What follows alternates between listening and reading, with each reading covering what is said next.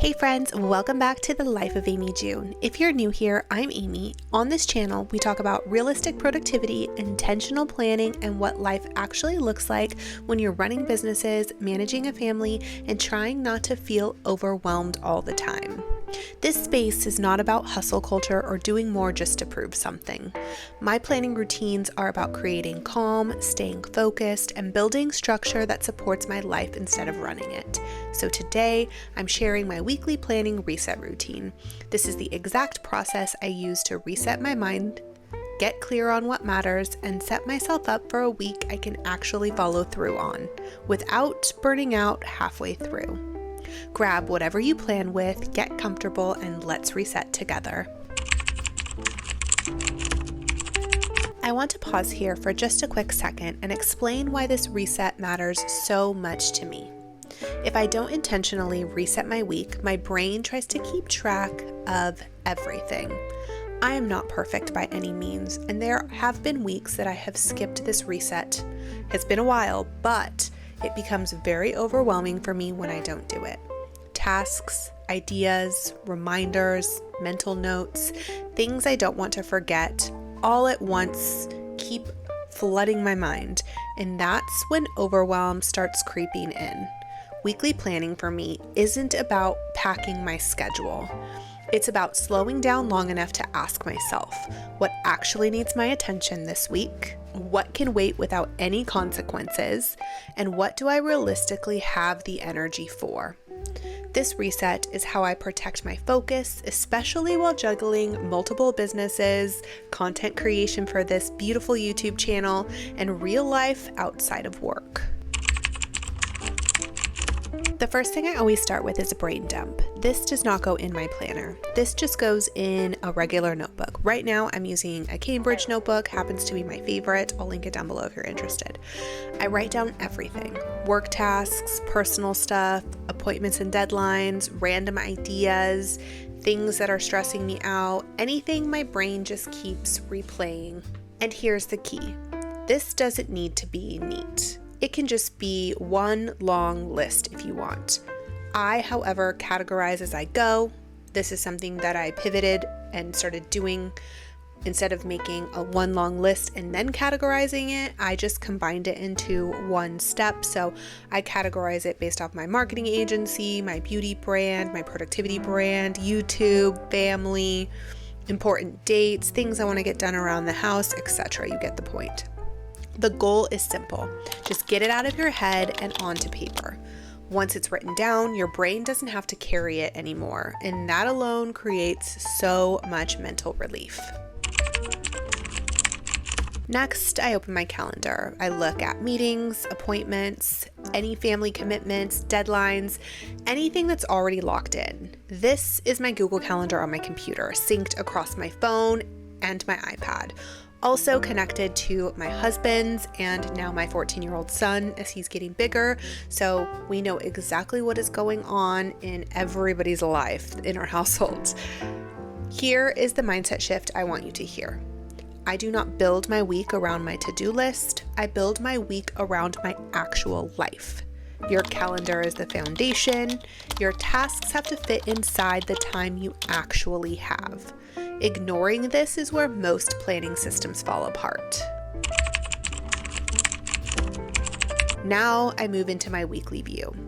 This is where I look at the entire week at a glance. I note any deadlines.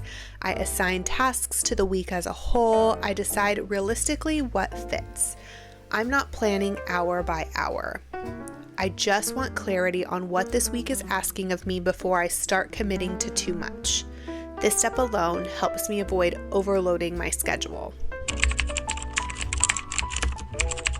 Next, I choose my main priorities for the week.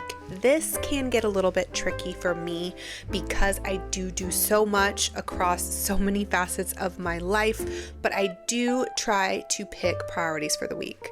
Not daily priorities, weekly priorities as a whole. These are things that, if completed by Friday, will make me feel like the week was successful. Everything else supports these priorities. This keeps me from bouncing between tasks and feeling busy without making any real progress. If focus is something you struggle with, this step is a game changer. Once I know my priorities, I give my days loose themes. Nothing rigid, just direction. Usually, I think in terms of higher focus work earlier in the day, lighter or admin tasks later. I'll also loosely assign themes like Monday for content creation, Tuesday for YouTube. These aren't rules, they're just guides. They help me stay focused without micromanaging my entire schedule. Now I prep my daily pages and I keep these very simple.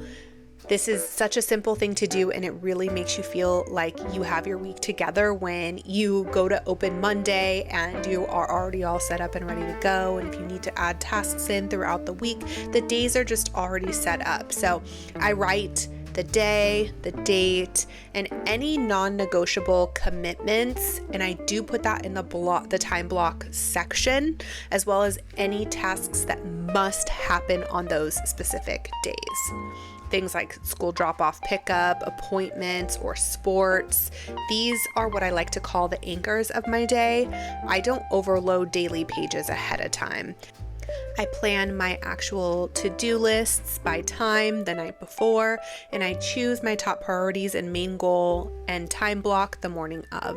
My planner is here to support me, not overwhelm me. And if you want to see exactly how I plan my day, I will leave a link to that video down below.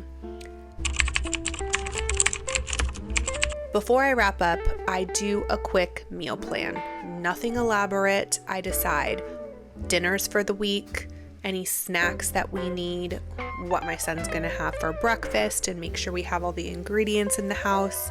Then I schedule a grocery pickup at my local grocery store. This saves so much mental energy during the week. Planning isn't just about work.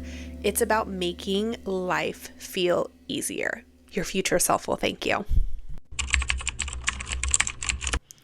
And the last step is building in grace, because plans change, energy shifts, life happens. My planner is a tool. It is not a rule book.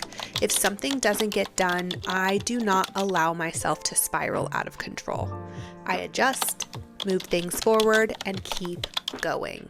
That's how consistency actually works. If you've ever felt like planning is really overwhelming, I want you to hear this. You're not failing. You just need a system that works with your life. Start small. Plan 1 week. Anchor your days. Leave room for flexibility. If this video helped you, please help me out and give it a thumbs up and subscribe if you haven't already. Also, tell me in the comments, do you already do a weekly reset, or are you going to start one this week after watching this video? Thank you so much for being here. I truly appreciate you from the bottom of my heart, and I will see you in the next one real soon. Bye.